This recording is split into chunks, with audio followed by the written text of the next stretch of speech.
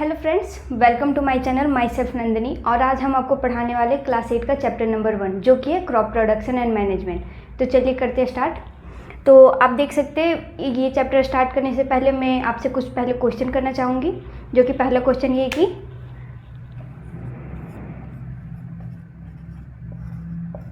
How plant make their food. तो इस chapter में हम लोग मेनली ये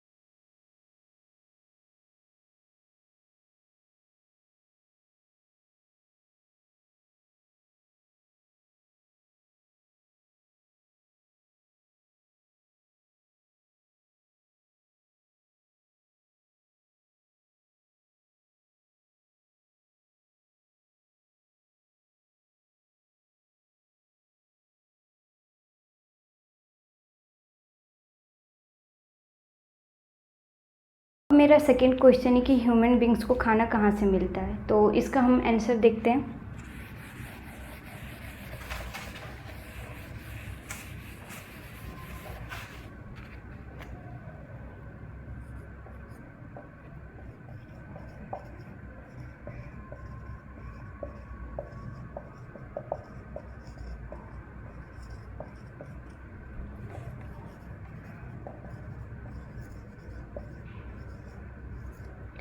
तो देख सकते हैं कि ह्यूमन बींग्स को खाना कहाँ से मिलता है। तो इसका आंसर हम सबको ही पता है कि ह्यूमन बींग्स को खाना प्लांट और एनिमल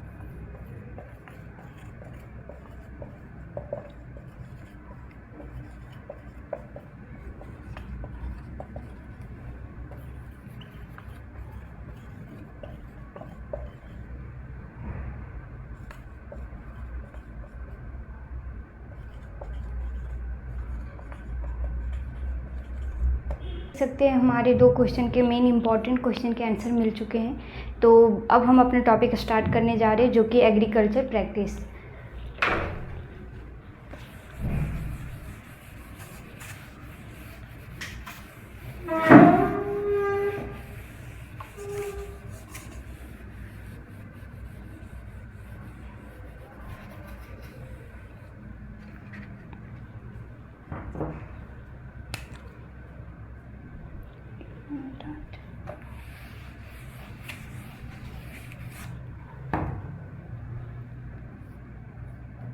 टॉपिक है। इस टॉपिक में हम देखेंगे कि ये जो हमारा वर्ड है एग्रीकल्चर, इसका मीनिंग क्या होता है और ये आया कहाँ से।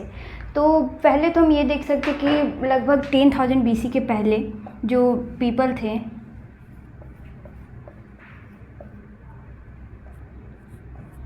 ऑलमोस्ट 10,000 बीसी के पहले जो तो नोमैडिक का मतलब ये होता है कि वैसे लोग जो एक जगह से दूसरी जगह घूमते रहते हैं, मतलब कि किसी चीज़ की तलाश में। The people who wandering from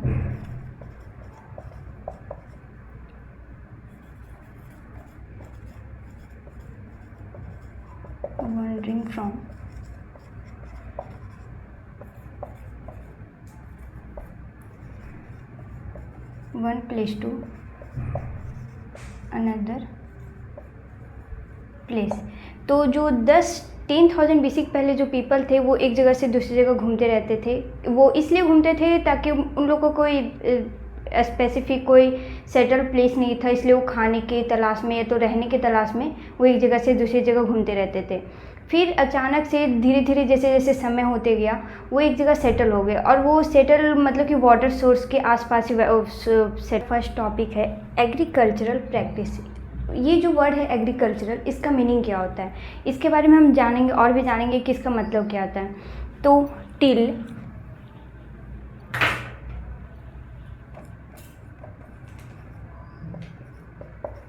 10,000 BC, people were nomadic। तो आप ये वर्ड देख सकते हैं कि नोमैडिक। नोमैडिक का मीनिंग क्या होता है ये मैं आपको बताती हूँ। नोमैडिक का मतलब ये होता है कि वैसे लोग जो मतलब एक जगह सेटल नहीं है, उनका कोई स्थिर स्थान नहीं है, वो एक जगह से दूसरी जगह अपने फूड शेल्टर के सर्च में वो हमेशा घूमते रहते हैं, वैसे लोगों को नोमैडिक कहते हैं। तो मैं इसका मीनिंग यहाँ पे लिख देती हूँ, नोमैडिक का मतलब क्या होता है।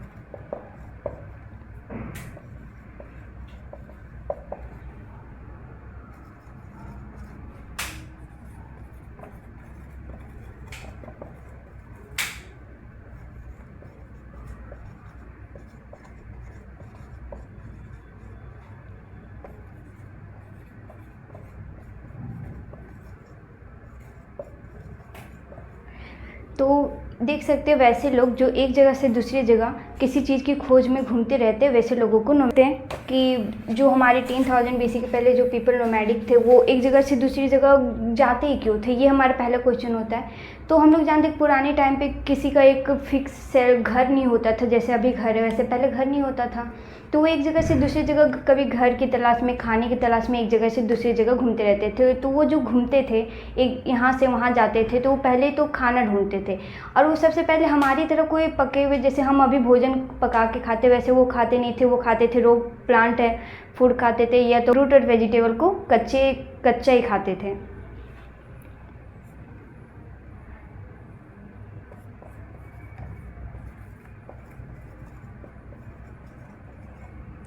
They eat raw vegetable and plant। तो वो पहले तो कच्चा ही प्लांट और वेजिटेबल तो ऐसे ही कच्चा ही खाते थे। लेटर जैसे जैसे धीरे धीरे टाइम बीतते गया, वो अपना एक मतलब फिक्स प्लेस ढूंढने लगे, एक जगह पे वे सेटल होने लगे।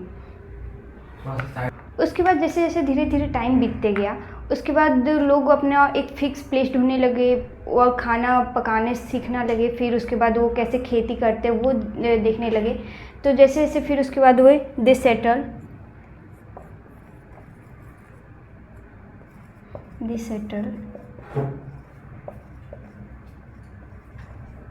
Near water source river where they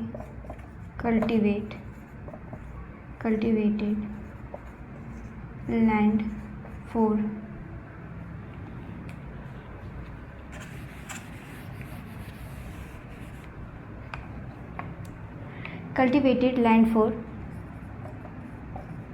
rich production of wheat and rice etc। तो आप देख सकते हैं कि they settle near water sources river where they cultivated land for rich production of wheat and rice. तो वे नदी के किनारे ही क्यों शिफ्ट हुए? वो इसलिए नदी के आसपास शिफ्ट हुए ताकि वो अच्छी तरह से वहाँ पे खेती बाड़ी अपना बसा सके। पानी के आसपास वो रहेंगे तो अपना खाना जो भी खेती करना चाहते हैं, जैसे कि व्हीट हो गया, राइस हो गया, उसके ईजिली से वहाँ पे वो उपजाऊ कर सके, इस वजह से वो वहाँ से रहे। तो इस तरह से हम देख सकते हैं कि कैसे एग्रीकल्चर का बॉर्न हुआ। तो हम पहले देखते कि एग्रीकल्चर क्या होता है। तो हमारा क्वेश्चन है what is agriculture.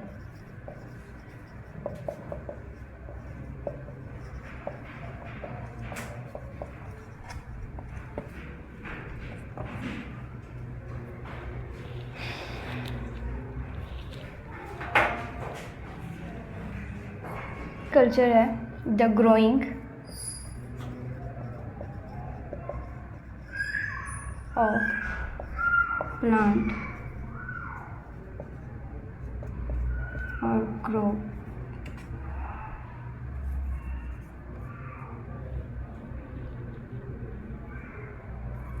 for obtaining food is known as agriculture. तो आप देख सकते हैं हमारा पहला क्वेश्चन है व्हाट इज एग्रीकल्चर। तो एग्रीकल्चर का मतलब ये है कि the growing of plant crop for obtaining food is known as agriculture, मतलब किस प्लांट को उपजाऊ बनाना ताकि खाने के लिए, इसी को हम एग्रीकल्चर कहते हैं। एग्रीकल्चर को आप देख सकते हैं हमारी नॉर्मल भाषा में कृषि कहते हैं। तो इसका मतलब आप खुद ही अपनी भाषा में समझ सकते हैं कि कैसे आसपास के लोग कृषि किस वजह से कहते हैं। जैसे किसी चीज़ को उपजाऊ करना, उसके अपने यूज़ के लिए करना, खाना खाने के लिए, खाना बनाने के लिए, तो इस चीज़ को हम एग्रीकल्चर कहते हैं। क्रॉप का मतलब ये होता है कि किसी सेम टाइप ऑफ प्लांट को अगर हम बहुत बड़े एरिया में उसे उपजाऊ करें, उसकी खेती करें, तो उसे हम क्रॉप कहते हैं। क्रॉप को हम लोग फसल भी कहते हैं अपने नॉर्मल भाषा में। तो चलिए हम इसका पहले डेफिनेशन लिखते हैं कि क्रॉप होता क्या है।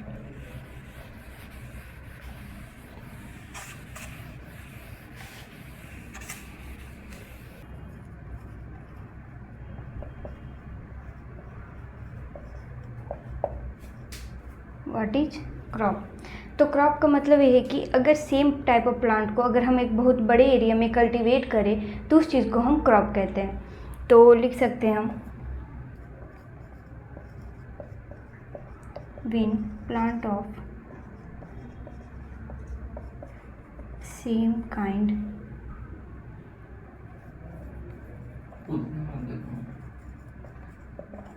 Are cultivated in a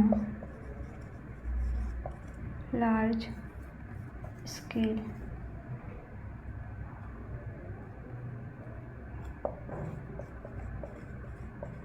is known as crop। तो किसी एक ही तरह, इसका तो मतलब हम आपको पहले बता चुके कि क्रॉप होता क्या है। तो आप ये डेफिनेशन देख सकते हैं कि क्या है इसका मतलब। Crop of wheat. Crop of wheat कहने का मतलब ये है, क्रॉप ऑफ वेट, इसका मतलब ये है कि वेट जो गेहूं का है उसको हम बहुत बड़े एरिया में अगर उसको कल्टीवेट करें तो उस चीज़ को हम क्रॉप ऑफ वेट कह सकते हैं, मतलब कि गेहूं की फसल कह सकते हैं।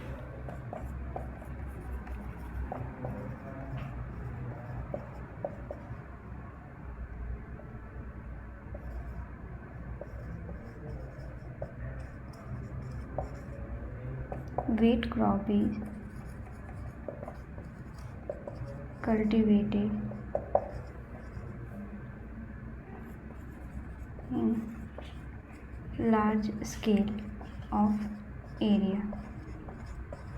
तो इसका मतलब देख सकते हैं कि वेट क्रॉप को अगर हम एक ही तरह की फसल को हम एक बहुत बड़े एरिया में अगर उसको कल्टीवेट करते हैं तो उस चीज़ को हम क्रॉप कहते हैं। जैसे कि वेट क्रॉप कह सकते हैं, राइस क्रॉप कह सकते हैं। तो क्रॉप बहुत डिफरेंट टाइप्स के होते हैं। क्रियल्स हो गए हैं, जैसे कि गेहूँ हो गया, अनाज हो गए, वेजिटेबल्स हो गए, फ्रूट्स हो गए। ये नहीं कह सकते कि वेजिटेबल फ्रूट्स है तो क्रॉप में नहीं आएंगे। क्रॉप का मतलब ही ये होता है कि किसी चीज़ को बहुत बड़े एरिया में उपजाना या उसकी खेती करना, उसी को हम क्रॉप कहते हैं। तो क्रॉप को सीजनल के हिसाब से क्रॉप को 2 टाइप्स में बांटा गया है। तो आप देख सकते हैं कि सीज़न के हिसाब से कौन कौन से चीज़ों में बांटा गया क्रॉप को।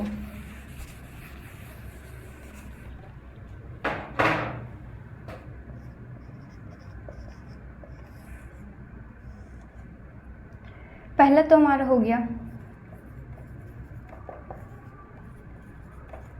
खरीफ क्रॉप और दूसरा हमारा हो गया रबी क्रॉप। तो ये हमारे सीजनल के हिसाब से आप देख सकते हैं कि जैसे कि हमारा जो इंडिया है बहुत ही बड़ा है। इसमें तो वैसे भी क्लाइमेटिक चेंजेस बहुत ही ज़्यादा आते हैं, जैसे कि टेम्परेचर, ह्यूमिडिटी, रेनफॉल बहुत ज़्यादा आते हैं। तो इसके हिसाब से हमारे जो क्रॉप्स हैं उसको सीजनल के हिसाब से हमारे इंडिया में बांटा गया कि 2 टाइप्स ये हैं कि खरीफ क्रॉप, रबी क्रॉप। तो खरीफ क्रॉप्स क्या होते हैं, तो हम आपको पहले खरीफ क्रॉप्स के बारे में बताते हैं।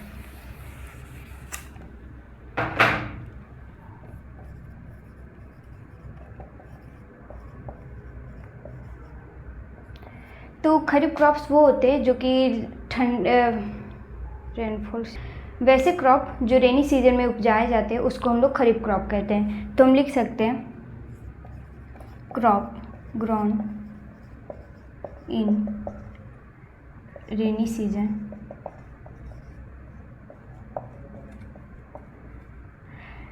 जो क्रॉप रेनी सीजन में उपजाए जाते हैं उसे हम खरीफ क्रॉप कहते हैं। तो हम देख सकते हैं कि हमारे रेनी सीजन कब से कब तक स्टार्ट होते हैं। तो उनका स्टार्टिंग टाइमिंग होता है जुलाई टू सितंबर, और जुलाई टू सितंबर इस टाइम पे हम खरीफ क्रॉप्स को उपजा सकते हैं। तो इसका स्टार्टिंग जो टाइमिंग होता है वो है जुलाई में हम इसे बो सकते हैं, और इसका हार्वेस्टिंग टाइम होता है सितंबर टू अक्टूबर। सकते हैं कि इसके कौन कौन से क्रॉप खरीफ क्रॉप्स में आते हैं। क्या हो गया,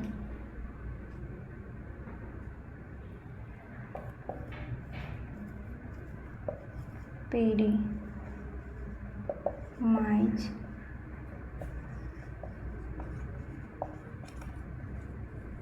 ग्राउंडनट,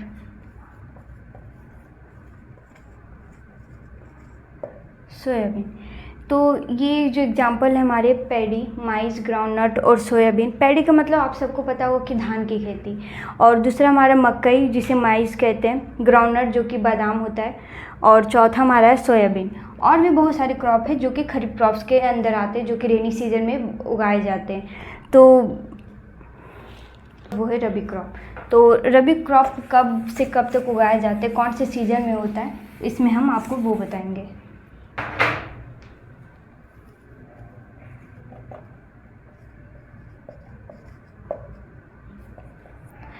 रबी क्रॉप्स जो कि विंटर सीजन में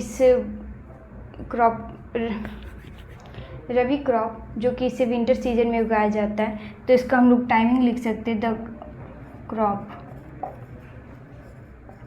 ग्रोन इन विंटर सीजन। तो वैसे क्रॉप जो कि ठंड के टाइम पे उगाए जाते हैं उसे हम रबी क्रॉप कहेंगे। और हमारे जो इंडिया में है वो जो विंटर सीजन स्टार्ट होता है वो है अक्टूबर to March, October to March.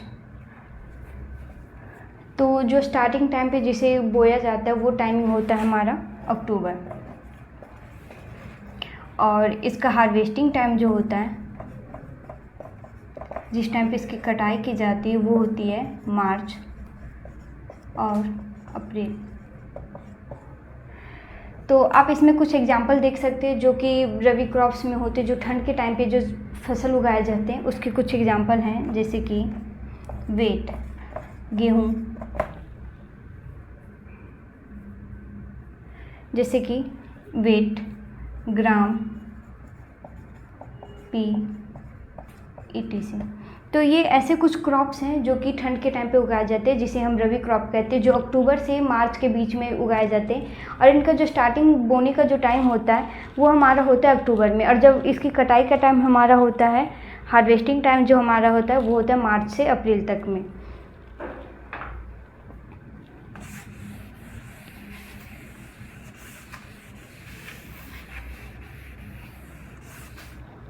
Grown in winter season.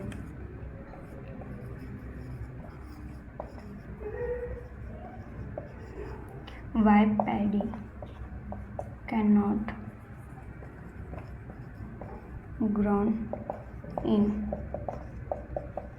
winter season। तो हम जो हमारी धान की खेती है उसे हम ठंड के टाइम पे क्यों नहीं उगा सकते? तो इसे हम इसलिए नहीं उपजा सकते क्योंकि जो पानी का जो अमाउंट होता है धान की खेती में वो ठंड के टाइम पे उसे नहीं मिल पाती है। इस वजह से हम उसे विंटर के टाइम पे हम उस फसल को नहीं उपजा सकते। इस वजह से जो हमारे पैडी है वो खरीफ क्रॉप्स में आता है, रेनी सीजन में आता है, जिसे हम उस टाइम पे उगा सकते हैं। तो because of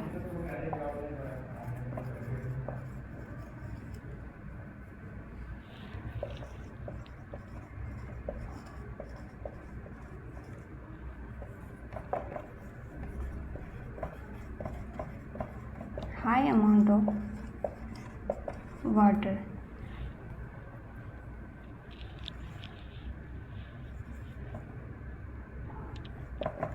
but in winter